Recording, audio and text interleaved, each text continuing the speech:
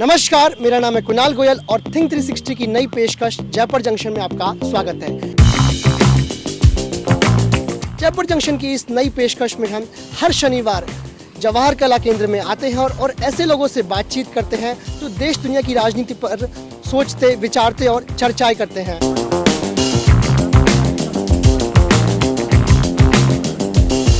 तो आइए चलिए उन लोगों से बात करते हैं और चर्चाएं करते हैं।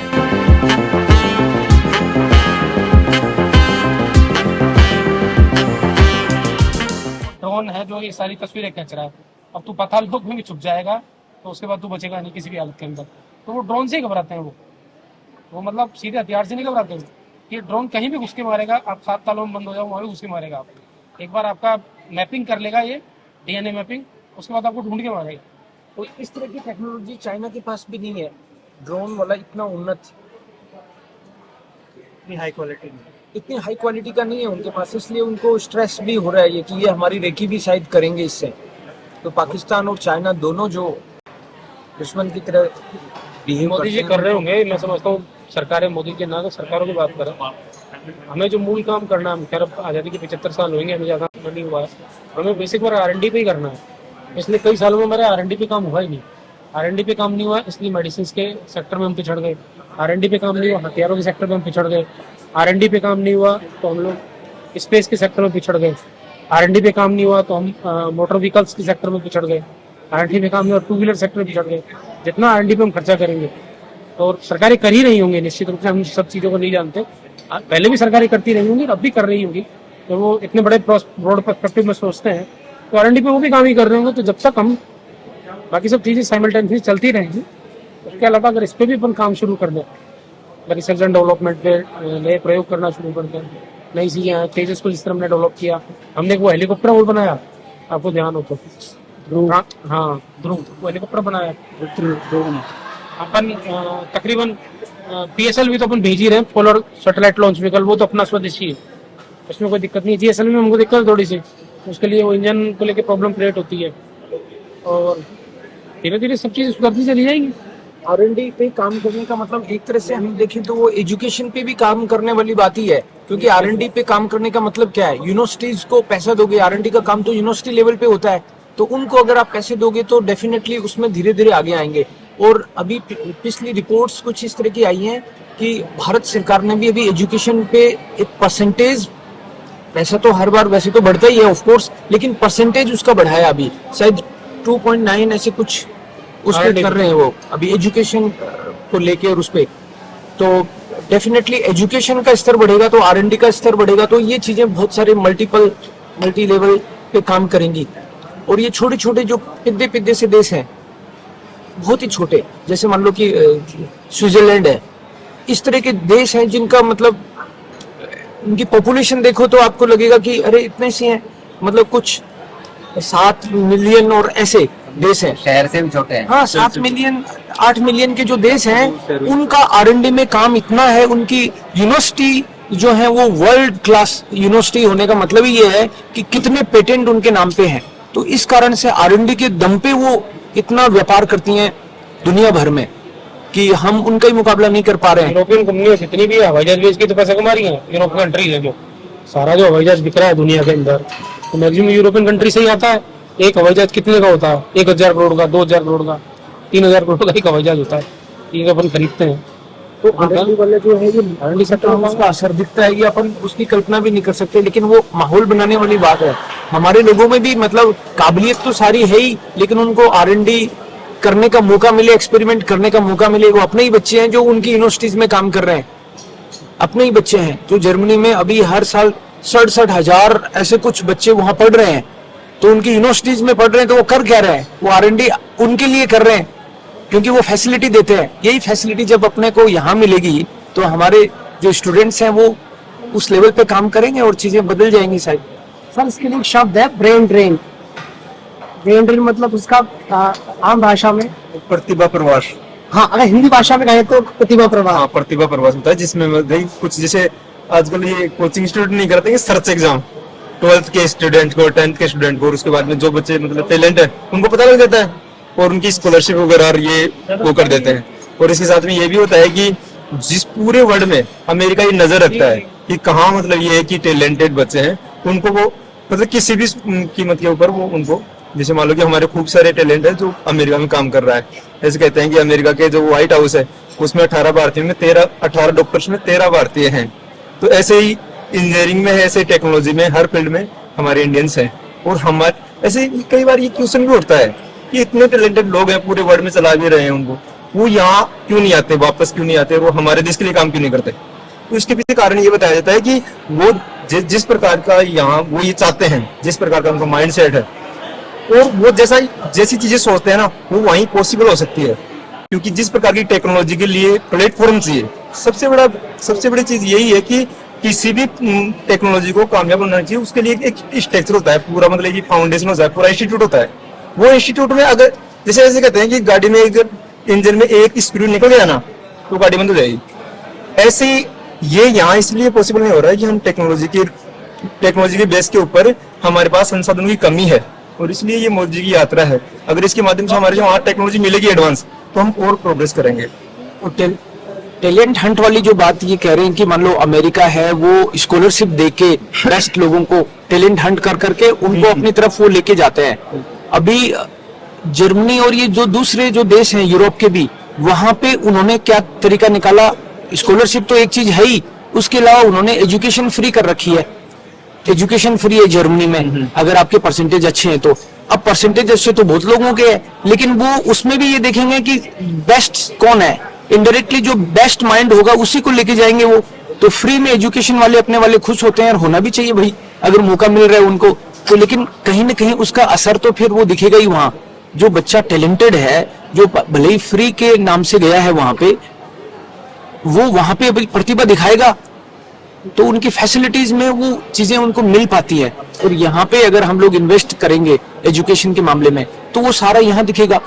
जो पेटेंट के मामले हैं, एक के बाद एक अपने यहाँ पे भी अभी खैर माहौल बदल रहा है, थोड़ा थोड़ा बहुत अपने नाम पे भी पेटेंट हो रहे हैं, लेकिन वो इंटरनेशनल लेवल पे तुलना करते हैं तो बहुत कम लगता है। वो उसका माहौल तभी बदलेगा जब इन्वेस्टमेंट इधर एजुकेशन में और रिसर्च एंड डेवलपमेंट में दिखेगा। देखो इसकी एक चीज और बोलना चाहूंगी, जो टेक्नोलॉजी की जैसे जितना भी टेक्नोलॉजी का कार्यक्रम है ना, ये सारा वेस्ट से प्रभावित है। और वेस्ट के माध्यम से यूट्यूब से जुड़ रहे हैं, हम गूगल से जुड़ रहे हैं। हमारे कोई भी स्टूडेंट जैसे हम सब भी कुछ ना कुछ देखते रहते हैं, और कोई भी एड से हम प्रभावित हुए। हमने उसको फिर अप्लाई किया, वो कह रहे हैं फ्री है, फ्री के नाम पर इंडिया आप जियो इसका एग्जाम्पल है, देख सकते हो।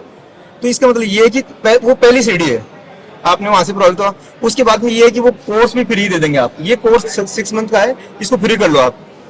उसके बाद में वो कोर्स करने के बाद में आप नहीं क्या और काम यहाँ नहीं कर सकते, फिर इसके लिए आपको उसी को ज्वाइन करना पड़ेगा। इसमें कुछ टर्म एंड कंडीशन ये भी है, और कुछ इसमें ऐसे भी हो जाते हैं कि नेगेटिव चीजें भी सामने आ जाती है, जैसे केरला स्टोरी वाला वो कार्यक्रम हमने देखा। तो ये जो टेक्नोलॉजी वाला माहौल है ना, इसमें ऐसे कहते हैं कि हम एक मानव को एक मतलब एटम के रूप में काम कर रहे हैं। पहले तो हम क्या करते, बम था, आजकल मानव बम के हिसाब से काम कर रहा है, ये टेक्नोलॉजी के माध्यम से हम कर रहे हैं। और ये एक दिन का काम नहीं है, जब से लगातार, अब ये आगे भी जब से लगातार हम ये मतलब ये जितनी भी टेक्नोलॉजी से जितने भी हमारे जो ह्यूमंस है, ये इनको ज्वाइन करेंगे, इससे अटैच रहेंगे, तो ऐसे परिणाम हमें देखने को मिलेंगे। और उसका बेनिफिट है ना, डायरेक्ट और इनडायरेक्ट वेस्ट को ही होगा, कि वो तकनीक वहां से ही आई है। और एक चीज और भी है, अगर उस तकनीक को आपसे हटा दें, टेक्नोलॉजी हटा दें, तो फिर बाद में आपको भी काम की नहीं होगा भाई। ये कि आप डिपेंड हो गए उसके ऊपर ही, समझ रहे हो। जैसे मान लो कि आप ये कि उस कंपनी से आपको निकाल दिया गया, तो दूसरी जगह आप नौकरी करना पसंद भी नहीं करोगे। फिर ऐसे नहीं कहोगे आप, जैसे मान लो कि यहाँ से निकल गए पीएम को काम करने लगेंगे आप, फिर आपको अपने आप को खत्म कर लोगे। ये चीजें है ना, ये तकनीकी डिसएडवांटेज है। और जैसे एजुकेशन पर हम काम करें, या फिर बाद में जैसे ऐसे भी इसके पॉजिटिव भी देख सकते हैं हम। तकनीक आने के बाद में ऐसे भी गाँव में ऐसे बच्चे हैं जो 12th का भी रिजल्ट आया, उसमें ऐसे बच्चे भी मतलब अच्छे परसेंटेज लेकर आए, जिनके पास इस झोपड़ी में रह रहे थे। वो कैसे, यूट्यूब से पढ़ाई की हमने, हमारे टीचर्स तो पढ़ाते नहीं। गवर्नमेंट स्कूल अच्छे आधी बार लगती है यार, लगती है तो फिर क्लास नहीं लगती है, तो वो लोग यूट्यूब से पढ़े। तो ये टेक्नोलॉजी का पॉजिटिवनेस है, समझ रहे हो। जैसे मान लो कि हम ऐसे भी खूब सारे इलाके हैं जहाँ मतलब ये कि खूब सारी चीजें नहीं पूछी है, तो वो तकनीक के माध्यम से पूछी है, वो पॉजिटिव यूज है उसका। लेकिन पॉजिटिव यूज तकनीक का ये है, ये तो होना भी चीज को बढ़ावा देना चाहिए। लेकिन हमारी सरकार को और हमारी सोसाइटी को इसके नेगेटिव इफेक्ट को ध्यान में रखना चाहिए, और इसके लिए हमें एजुकेशन देने की जरूरत है, स्कूल के स्तर के ऊपर या सोसाइटी के स्तर पर या फैमिली के स्तर के ऊपर। जैसे डाइनिंग टेबल पर खाना खाते हैं तो ऐसी बात करनी चाहिए ओपन मंचों के माध्यम से। हाँ, डेफिनेटली छोटी छोटी बातें हैं, लेकिन ये अपनी सोसाइटी पे बहुत प्रभाव डाल रही हैं। कि मान लो कि हम बच्चों को मना करते हैं कि मोबाइल उससे छीन लो, और ये मतलब इंटरनेट तो वो यूज करेंगे, अब आप उससे हटा तो नहीं सकते, लेकिन इंटरनेट को यूज कैसे करना है, इस तरह की बातें ये, या फिर दूसरी कल्चर को भी है तो उसके पॉजिटिव पहलू क्या है, नेगेटिव पहलू क्या है, अपने बच्चों के साथ अपन अगर ओपनली डिस्कस करें, उनका मुंह चुप करने की बजाय ओपनली डिस्कस करें, तो शायद पॉजिटिव दिशा में सोसाइटी का ढंग से डेवलपमेंट हो सकता है।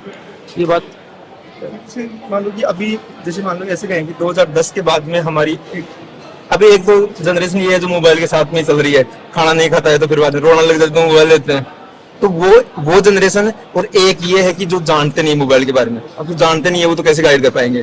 तो इसलिए जो जानते हैं ना, उनको जैसे मान लो कि इसको मैं तो कह रहा हूँ पाठ्यक्रम में इसकी अवेयरनेस को पाठ्यक्रम में शामिल कर दिया जाना चाहिए, और स्कूल स्तर के ऊपर जैसे ऐसे कहते हैं बच्चे पेरेंट्स की कम मानते हैं और टीचर्स की ज्यादा मानते हैं, तो टीचर उसको इसके पॉजिटिव और नेगेटिव दोनों एस्पेक्ट बता दे, और व्यवहारिक स्तर पर।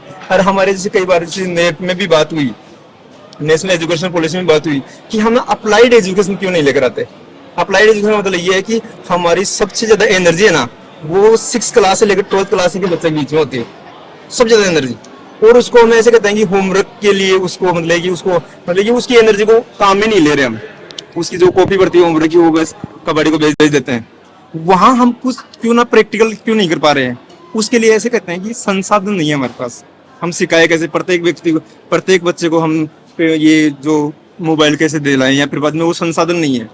अगर संसाधन आ जाए, जैसे चाइना के बारे में ये कहा जाता है कि चाइना ने क्या किया, अपनी एजुकेशन पॉलिसी का अप्लाइड रूप अपनाया। उन्होंने होमवर्क नहीं करवाया, उन्होंने 5 संसाधन दे दिए और इसका कुछ नया बढ़ाओ, समझ रहे हो। इससे क्या होता है कि वो जैसे हमारा जो हुनर वाला प्रोग्राम था ना प्राचीन बात में, जिसमें किताब वगैरह कुछ नहीं थी, आप सारा प्रैक्टिकल करके सीखो, तो उससे क्या होगा, प्रैक्टिकल कर तो बच्चे का खुद का माइंड और बॉडी साथ में काम आएगी। अभी हम माइंड के स्तर के ऊपर ही एजुकेशन लेकर आ रहे हैं, माइंड के स्तर पर ओनली इंफॉर्मेशनल एजुकेशन है हमारे पास, वो स्किल और वो हुनर वाला मामला नहीं। क्या इसको अगर हम एजुकेशन से मिलाकर देखें, और वहाँ हम ऐसे कहते हैं कि वहाँ हम डिग्री वाला प्रोग्राम रद्द करके उसको ओनली कन्वर्ट कर दें किसमें, स्किल्ड के साथ में। स्कूल स्तर के ऊपर बच्चा ज्यादा उसका माइंड एक्टिव होता है, ज्यादा सीख सकता है, तो वहाँ अगर इसको अप्लाई कर दें हम, तो और भी इसकी शानदार पॉजिटिव परिणाम आए। आजकल सर राजस्थान में भी क्या हुआ है कि एजुकेशन जो है 1ली से 10th क्लास तक के लेके दीक्षा ऐप इंट्रोड्यूस किया है सरकार ने। दीक्षा ऐप में क्या करती है सरकार, जितनी भी उनकी क्लासेस हैं 1ली से लेके 10 तक के बच्चों की जितनी भी क्लासेस हैं, सभी को वो ऑनलाइन डाल रहे हैं। उसमें आप बच्चा अगर सरकारी स्कूल का है तो वो बच्चा वहाँ उनको सबको एक लॉगिन आईडी और पासवर्ड दिया जा रहा है, उनके पेरेंट्स को वहाँ पे उसमें लॉगिन आईडी पासवर्ड डाल के पूरी क्लासेस ऑनलाइन ले पा रहे हैं। वो इतना मतलब प्रभाव बढ़ चुका है आजकल ऑनलाइन शिक्षा का। देखो बात ये है कि ऑनलाइन देखो इन्फॉर्मेशन तो पहुंच ही रही है ना बच्चे के पास, कि ये चीज ऐसे होती है। मतलब ये कि आप ऐसे, मैं एक सामान्य से एग्जाम्पल देता हूँ कि खाना कैसे बनाते हैं, आपने यूट्यूब सर्च किया, ठीक है, तो उसके बाद में आपने यूट्यूब पूरा देख लिया, और उसके बाद में आप खाना बनाना शुरू करो। आपको 2-3 बार और देखना पड़ेगा उसको कि कहाँ आटा डालना है, कहाँ नमक डालना है, कितना डालना है, कितना नहीं डालना है। मतलब ये कि इन्फॉर्मेशन होना अलग बात है, इन्फॉर्मेशन को काम में लेना अलग बात है। जैसे सर जर्मन सिखाते हैं, ठीक है, तो जर्मन सिखाते हैं, अच्छी बात है। अब मैं यहाँ इंस्टीट्यूट में गया तो वो सीखूंगा ना, उस जो सीखने का जो प्रोसेस है ना, उस प्रोसेस में जो दिमाग लगेगा ना, और उसके बाद में मेरे पास अलग उसको एक्सपीरियंस बोलते हैं, अनुभव आपको करने से आएगा, इंटरेक्शन आपको। हाँ, इंटरेक्शन है। दूसरी बात ये है कि जितने भी शॉर्ट वीडियो आ रहे हैं 1 मिनट में, मतलब खूब सारी चीजें लोग बता देते हैं। कितनी जैसे मान लो कि मैं दोपहर में शॉर्ट वीडियो देख रहा था इंस्टाग्राम पर, ठीक है, 5, 7, 10, 15 वीडियो ऐसे आ गए कि किस किस पर काम करूं मैं, और अप्लाई करने का प्रयास किया तो एक पर भी नहीं हुआ। तो मतलब कि उसको अप्लाइड में कैसे डालें, एजुकेशन में जब तक अप्लाइड सिस्टम नहीं होगा, जो सीख रखा है, जितना भी हम लोगों ने सबने सीख रखा है, उसको हम काम में कैसे लें, और उसको काम में लेंगे ना, तभी हमारी लाइफ चेंज होगी। ये बिल्कुल सही कह रहे हैं। ये इस मामले में मेरे पास बहुत सारे इस तरह के एग्जांपल्स हैं कि कई स्टूडेंट्स ने मतलब हमारे वीडियो वगैरह देखे उन्होंने, और उन्होंने बोला कि सर मेरे को A1 से लेकर B1 तक के मैंने सारे आपके मान लो वीडियो देख लिए, मुझे सब समझ में आ गया, लेकिन मेरे को बोलनी नहीं आई। तो बोलनी बोला कि मैं देख लिया, मैंने, आपने हजारों वीडियो डाल रखे हैं, मैंने देख लिया उसको, मेरे को बोलनी नहीं आई। अब उसको प्रैक्टिकली क्या वो किसी के साथ इंटरेक्शन कर नहीं पाया। तो इंटरेक्शन होना जरूरी है। जैसे मान लो लोग तो चाहिए ना बात करने के लिए, तो ऑनलाइन वाले में वो बहुत बार वो मिसिंग रहता है। तो आपका 1 to 1 हो तो वो धीरे धीरे प्रोसेस में आता है लर्निंग।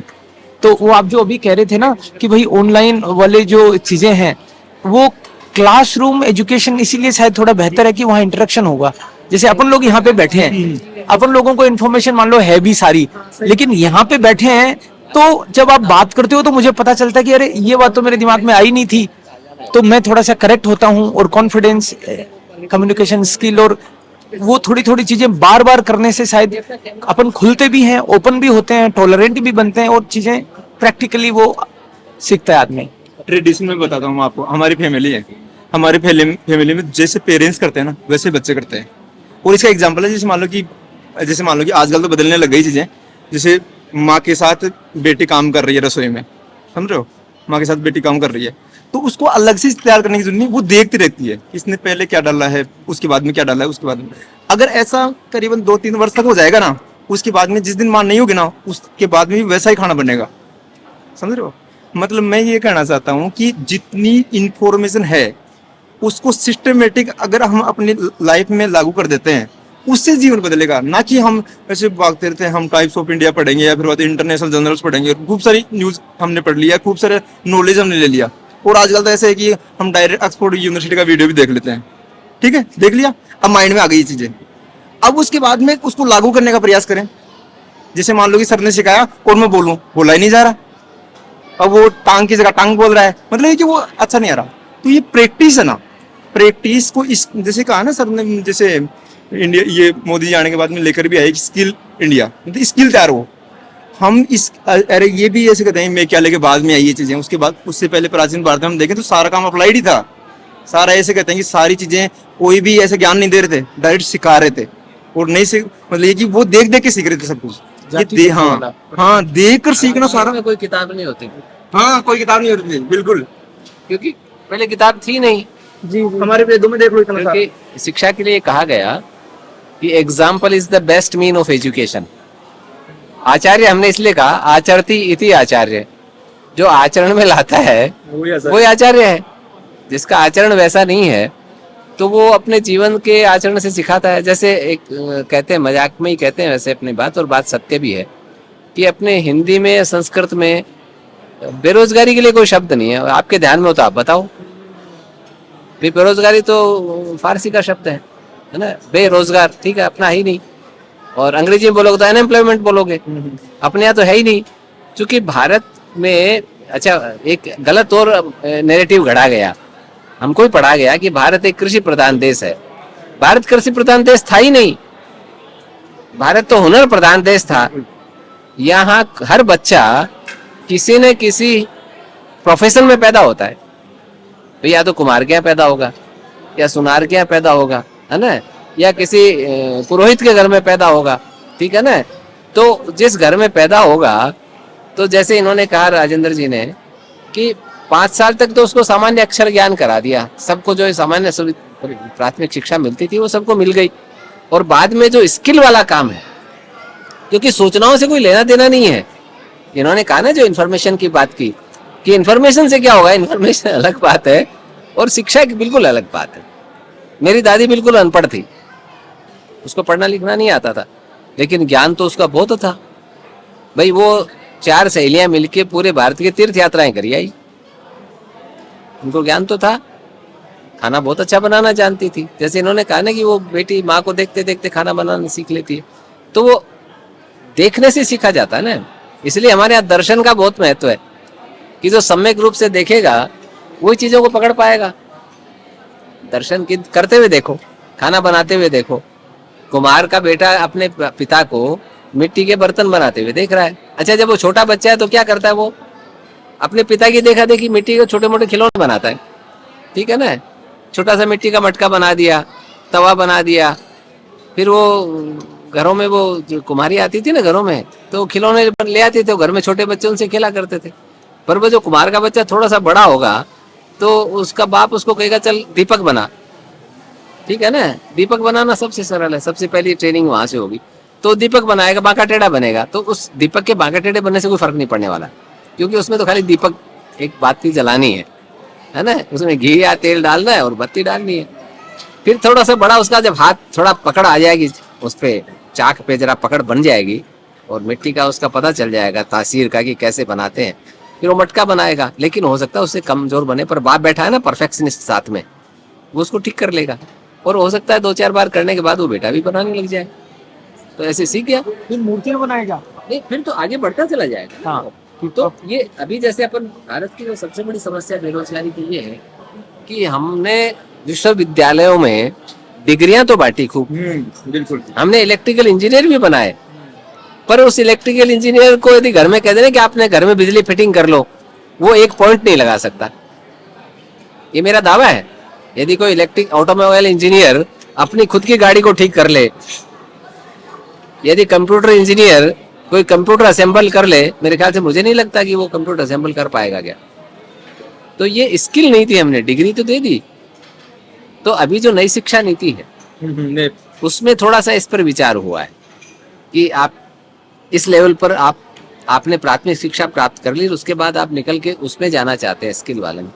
अभी राजस्थान में भी आपको ध्यान हो तो राजस्थान स्किल यूनिवर्सिटी बनी थी एक, है ना, पर वो भी वो कागजी कार्रवाई होके रह गई, वो ढेर हो गई, क्यों अल्टीमेटली वो भी वही डिग्री देने पर ही आ गए।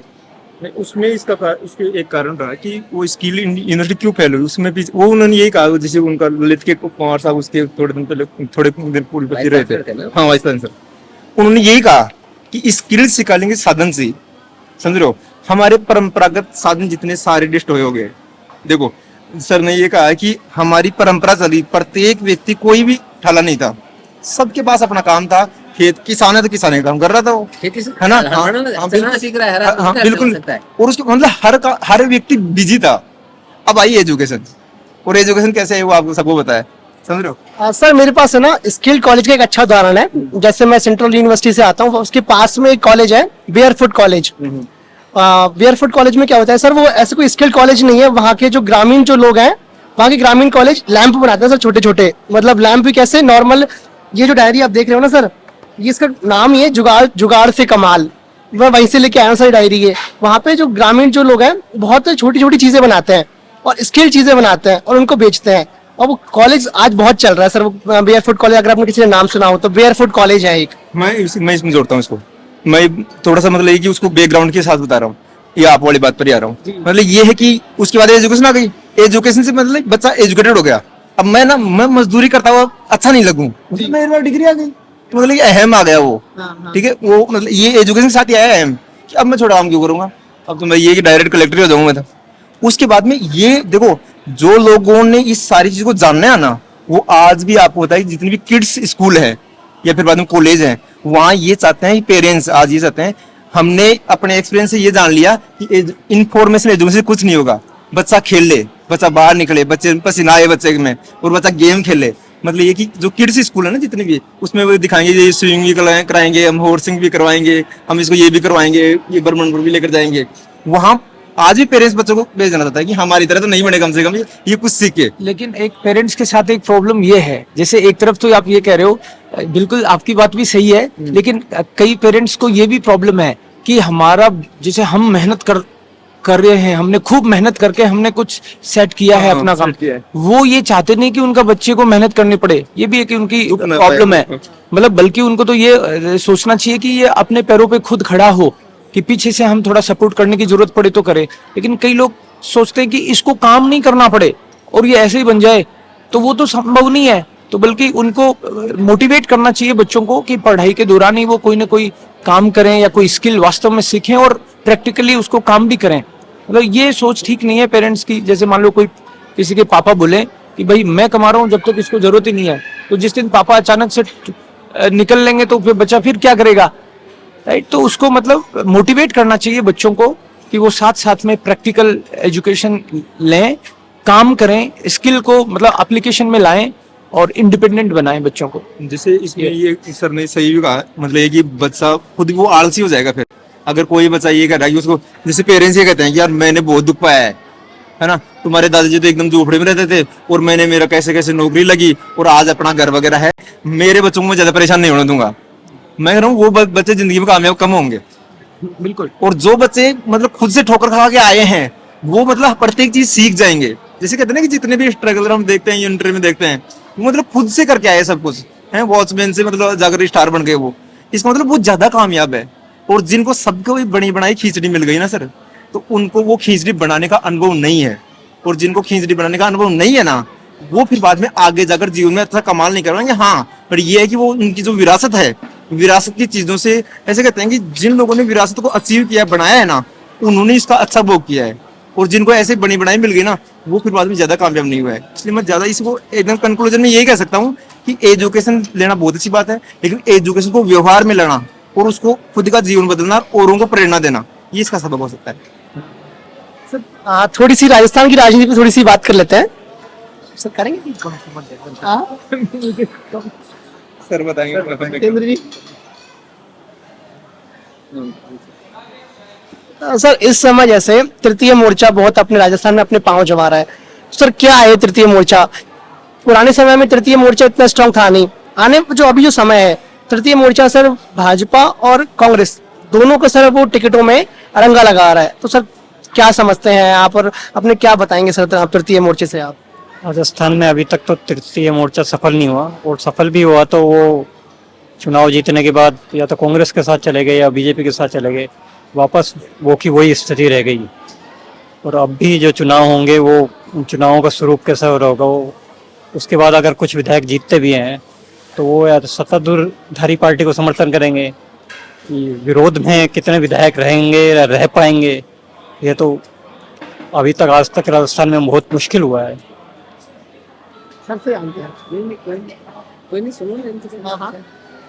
सर राजस्थान में अभी तक तृतीय मोर्चा अपने पांव नहीं जमा पाया है। पुराने समय में तृतीय मोर्चा इतना स्ट्रांग नहीं था, पर अभी जैसे बोल रहे हैं कि तृतीय मोर्चा, सर क्या है ये तृतीय मोर्चा? राजस्थान में तो आप ये समझ लो कि जो होता है ना कि वो फूफा रूस जाता है, शादी ब्याह में फूफा रूस जाते हैं सही है। तो ये रूस से फूफा है, मतलब अपनी अपनी पार्टियों से जो नाराज हैं, जिनको वो लाभार्थी नहीं हुए, जिनको कुछ मिला नहीं, मिलने की आस थी, और वो मिलके कोई मोर्चा बनाएंगे तो इसकी जनता क्या है कि देखो राजस्थान की जनता बड़ी परिपक्व है ना। वो ये मीठी मीठी बातों में मेरे को नहीं लगता कि आती है, क्या बहुत परिपक्व निर्णय करती है। तो तृतीय मोर्चा कोई बहुत यहाँ सफल हो पाएगा। एक बात और है, लोगों को लगता है कि हम खाली एक जाति की राजनीति करके हम कुछ सफलता हासिल कर लेंगे। ये एक थोड़े से समय के लिए तो हो सकता है, पर राजनीति तो क्या सतत चलने वाला काम है। जब तक सोसाइटी रहेगी, जब तक गवर्नेंस भी रहेगी, शासन की जरूरत तो रहेगी ना, जब तक समाज रहेगा। तो चूंकि हमने ये जो शासन प्रणाली है, लोकतंत्र चयन की है, अपन ने अंगीकार किया है, तो लोकतंत्र में तो राजनीतिक पार्टियां ही चुनाव लड़ेंगी। तो एक जो परिपक्व समाज होता है उसमें अपरिपक्व नेता बहुत दिनों तक चलेंगे नहीं। किसी समय भावावेश में आके कोई हो सकता है कि आपको 2-5 सीटें 10 सीटें जीत जाए आप, लेकिन तृतीय मोर्चा कोई इस तरीके से सफल होगा मुझे नहीं लगता। राजस्थान में इनका कोई भविष्य होगा क्या? 1-8 सीटें जैसे निकाल, अपन देख ही रहे हैं, 1-8 लोग हैं जो कर रहे हैं काम, तो वो 1-2-5 सीटें निकाल लाते हैं, बस बात खत्म। उससे 200 सीटों की विधानसभा में आप 5-4 सीटें लाके आप ये सोचेंगे कि आप कोई शासन दे पाएंगे, या आप किसी के साथ लग के आप अपने लिए कुछ हासिल भले ही कर लेंगे। जैसे आप किंग मेकर में आ गए, कोई पार्टी मान लो 2-4 विधायकों से कम पड़ रहा है उसका राज में आना, और वो आपको अपने साथ लेके आपको मंत्री बना दे या कोई आर्थिक लाभ दे दे, किसी पद पर दे दे, उतना सा प्राप्त। आप सोचेंगे तृतीय मोर्चा बना के वो कोई, क्योंकि वैचारिक तो उनका कोई आधार ही नहीं है ना। आज अपन जैसे पूरे भारत की भी सुन रहे हैं कि विपक्षी दल एक हो रहे हैं, तो उससे पूछो भी किस उद्देश्य हो रहे हो, तो कहीं साहब नरेंद्र मोदी को हराना है, तो ये तो कोई राजनीति में उद्देश्य नहीं होता जी जी भैया। तो सभी का उद्देश्य होता है विपक्ष को, अपने प्रतिद्वंदी को हराना। तो सब मिलके मान लो मोदी को हराना, वो फिर क्या करोगे देश का? ये चलाओगे कैसे देश? आपके पास कोई रोड मैप होना चाहिए ना, कैसे चलाओगे आप? तो वो तो कोई कॉन्क्रीटली प्लान किसी के पास भी नहीं। आप तीसरे मोर्चे वालों से ही पूछो कि भाई साहब आप तो सरकार में रहे थे ना, एक लंबे समय तक रहे थे ना सारे, मतलब आज के वक्त में कोई भी राजनेता ऐसा नहीं है जो कभी सरकार में न रहा हो, ठीक है ना। जो आज तीसरे मोर्चे में है वो सरकार में रही है ना कभी न कभी।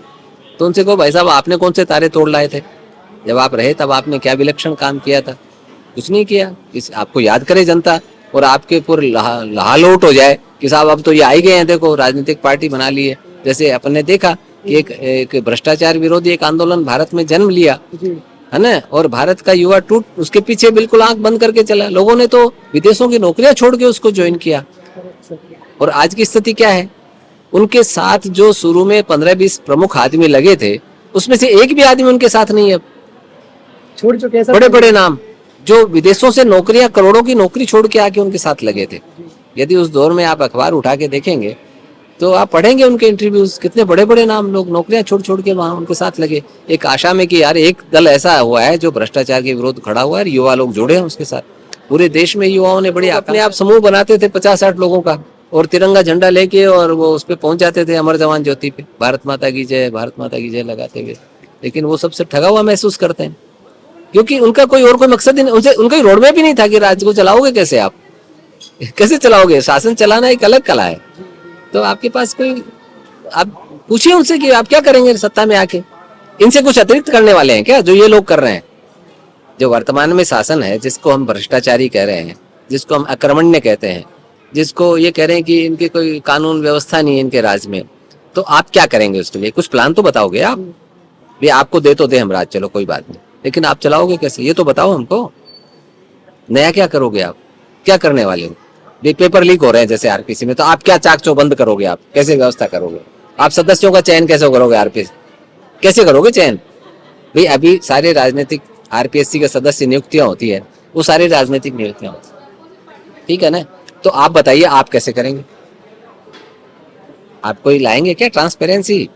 क्योंकि आज सबसे बड़ी संकट युवा के लिए ये है कि वो पूरी ताकत लगा के पढ़ाई करता है, फिर गांव छोड़ के कोचिंग करता है, या जयपुर आके रहता है बेचारा, कमरा लेके कोचिंग करता है, और साल 2 साल तैयारी करता है, और फिर वैकेंसी आती है, फिर वो फार्म भरता है, फीस जमा कराता है, और फिर वो परीक्षा देता है, और बाद में परीक्षा होने के बाद पता चलता है कि तो पेपर लीक हो गया। नहीं है सर, उनके पास कोई रोड मैप नहीं है उनके पास, बस वो तो आप बताइए, ये जो भारत का, राजस्थान का जो युवा है, ये क्या मूर्ख है क्या? ये समझ नहीं रहा क्या? आप जाति के नाम पे कुछ लोगों को इकट्ठा कर लेंगे, कुछ प्रेस में मैनेज करके आप अपने आप को नेतृत्व दिखा देंगे। भाई प्रेस तो मैनेज, मीडिया को तो मैनेज कर सकते हैं ना आप। देख रहे हैं ना अपन पूरे भारत में, क्या पूरी दुनिया में देख रहे हैं? क्योंकि मीडिया संस्थान चलाना बड़ा भारी भरकम है, मतलब आर्थिक बोझ बहुत होता है, तो उनको पैसा चाहिए होता है। Correct sir. और जो आपको पैसा देगा, जो फंडिंग करेगा, वो अपनी मर्जी भी तो बताएगा कि भाई साहब आप ये नहीं दिखाएंगे, ये तो पहले बताता है वो, ठीक है ना। तो जब वो ये आप नहीं करेंगे, ठीक है ना, तो आप कैसे अपेक्षा करेंगे? तो खाली मीडिया को आप कुछ करके मैनेज करके आप मीडिया में आ जाएंगे, अखबार के कवर पेज पे भी आ जाएंगे, पर जनता के कवर पेज पे तो नहीं आएंगे भैया। राजस्थान में जो पार्टियां हैं वो जाति आधारित है, ना कि कर्म आधारित। नहीं, सारी पार्टियां तो नहीं है। रीजनल पार्टी जो है, जो थर्ड फ्रंट बनी बैठी है सर आज के समय में, वो सिर्फ जाति आधारित पे सर वो अपना वोट खेल रही है पूरा। मैं नाम नहीं लूंगा सर किसी भी पार्टी का, लेकिन सभी पार्टियां अभी जाति के आधार पर ही खेल रही है। उनका कर्म सर कुछ है ही नहीं, क्योंकि सर वो अभी तक सत्ता में आई ही नहीं है, तो कोई कर्म नहीं है उनका, सिर्फ जाति है बस उनकी, जाति और उनकी एक आप धर्म मान लीजिए दूसरा, इन कर्म नहीं है उनका। कैसे जस्टिफाई करेंगे सर आने, अगर वो सत्ता, आपने जैसे कहा कि सत्ता में अगर वो आते हैं, कोई उनको रोड मैप नहीं है, अगर वो सत्ता में आ भी जाते हैं तो कैसे वो काम कर लेंगे, ये बताइए आप। ये सत्ता में तो आने का दूर दूर तक दिख ही नहीं रहा ना। ये कह के सत्ता में कैसे आएंगे? किसी भी एक जाति की बात करके आप राजनीति सत्ता में तो आ ही नहीं सकते ना, कैसे आएंगे भाई? ये एक भारत की राजनीति की एक सच्चाई है कि प्रत्येक राजनीतिक पार्टी, वो भले अपने को कितने भी लोकतांत्रिक कहे, भाई लोकतंत्र में चुनाव लड़ रही है ना, पर किसी भी पार्टी में आंतरिक लोकतंत्र नहीं है। ये बिल्कुल सच्चाई है। यदि कोई कहता हो कि मेरे है, तो जरा दिखा दे अपना कि किस पार्टी में कितनी बार चुनाव हुए हैं, आंतरिक चुनाव कितनी बार हुए हैं, कितनी बार उनके अध्यक्ष चुनाव से बने, कोई बता तो दे एक बार। सारे नॉमिनेशन से ही बन रहे हैं। कहने को चुनाव एक दिखाने के लिए कराते हैं, लेकिन आंतरिक लोकतंत्र तो नहीं है ना उनके यहाँ, किसी भी पार्टी में नहीं है। और कोई जाति की राजनीति करता है तो अच्छा, वो टिकट भी सारे बंटते हैं। मान लो एमपी के टिकट बटेंगे तो भी ये ध्यान रखा जाता है कि उसके क्षेत्र में कौन सी जाति बहुमत है। विधानसभा की टिकट मिलेगी तो भी होगा कि इस जाति, इसमें कौन सी जातीय समूह ज्यादा रहती है। लेकिन मतदाता, मेरा ये मानना है कि मतदाता जब मतदान करता है ना, वो जाति के आधार पे इतना नहीं करता, मतलब इतना सरलीकरण नहीं करना चाहिए हमको कि मतदाता जाति के आधार पर करता है। वो बहुत बुद्धिमत्तापूर्वक निर्णय करता है, बुद्धिमत्तापूर्वक करता है। वरना आप अपने यहाँ पता है कि भैरव सिंह जी यहाँ बहुत लंबे समय तक मुख्यमंत्री रहे और बहुत लंबे समय तक विधानसभा विधायक रहे वो, और वो जिन क्षेत्रों से विधायक रहे वो कोई राजपूत बाहुल्य थी सारी सीटें, ऐसा तो नहीं है। तो इसका मतलब तो ये है कि उनको वहां से उनके सामने जो जाति का नेता लड़ रहा था उस जाति का ही जीतना चाहिए था। भैरव सिंह जी कैसे जीत जाते थे? ये हमारे सामने मैं से आज बहुत से उदाहरण दिखा सकता हूँ आपको जहाँ जातिगत नहीं होता है, ऐसा नहीं है। ये एक भ्रम बन गया है कि जाति जो है ना, जाति के हिसाब से वोट देते हैं। कुछ जगह ऐसा इसलिए लगता है हमको कि कुछ क्षेत्र ऐसे हैं जो वहां पर ज्यादातर मतदाता उसी जाति के हैं, ठीक है ना, तो उसी जाति का नेता चुन के आएगा। तो हमको लग जाता है कि ये गुर्जर बाहुल्य है तो यहाँ गुर्जर नेता बनेगा, या मीणा बाहुल्य है तो यहाँ मीणा बनेगा। अरे तो भैया वहाँ वोटर ही सारे वो ही अधिकतर, भाई 50-60% वोटर यदि उसी एक जाति समूह के हों तो उसी में से तो नेतृत्व आएगा। तो वो सारे लोगों ने थोड़ी जातिगत वोट दिए हैं। अच्छा, ऐसे भी उदाहरण है कि उस बाहुल्य क्षेत्र से एक सामान्य किसी भी जाति का वो लोग वहां से चुन के आया है। ऐसा नहीं कि ऐसा भी नहीं है, उसकी जाति का कैंडिडेट हार गया है और दूसरी उस बाहुल्य जाति का नहीं जीता और दूसरी जाति का जीत के आ गया है। ऐसा हमने बहुत बार देखा है। तो ये मेरे को नहीं लगता कि तृतीय मोर्चा यदि जाति के आधार पे कोई पार्टी बनाएंगे या धर्म के आधार पे कोई पार्टी बनाएगा। यदि धर्म के आधार पे पार्टी बनती तो आपको ध्यान होगा कि राम राज्य परिषद बनी थी यहाँ, है ना, हिंदू महासभा भी भारत में थी, पर कितने एमपी आते हैं? अभी भी होगी मेरे ख्याल से हिंदू महासभा, तो वो भी चुनाव लड़ती है। तो उसके कितने एमपी है? मुझे नहीं लगता कोई संसद में कोई प्रतिनिधि होगा क्या, हिंदू महासभा का कोई प्रतिनिधि होगा क्या? चुनाव भी लड़ती होगी, मुझे ध्यान नहीं है, पर राम राज्य परिषद ने शुरू में लड़े थे चुनाव।